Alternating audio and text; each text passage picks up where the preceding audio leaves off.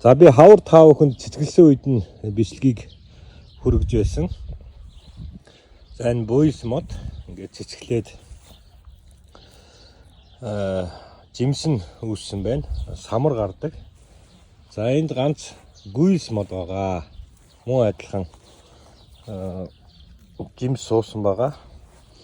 Тэгээд модоо усад сууж ягаад би анзаарсан юм.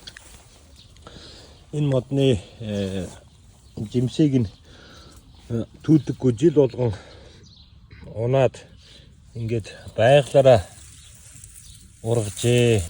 За эдгээрийг ээжийнхээ дэргэд ургаад ирээдэггүй учраас бортгонд авч суулгах гэж байна. Одоо энэ байна. Энэ бас энэ хөрхөн жижигхэн суулгацууд байна. За аль болох хөрстэй авахыг оролдъё. Үн чинь их гүнзгий байдаг юм байлээ.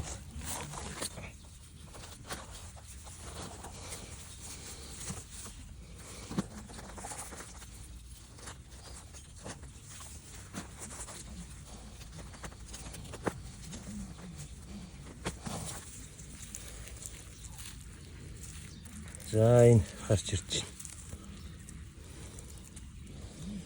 Харагдаж байна таа. За энийг бортхондоо хийгээд за компостондоо суулгацнаа. Сайхан компостондоо.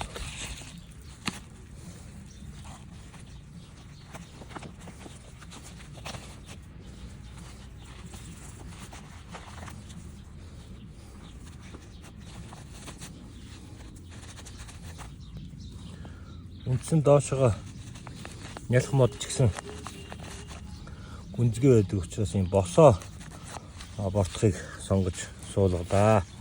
За ингээд услаад бортхонд нь 1-2 жил боожулж байгаад хашаандаа тарина. За нийтдээ 6 ширхэг гүйсний тарьц авч бортхонд хийлээ. Хэдэн жилийн дараа сайхан том мод болж цэцгэлж нүдийг минь баясгах болтугай гэж өрөөгд. Усалъя.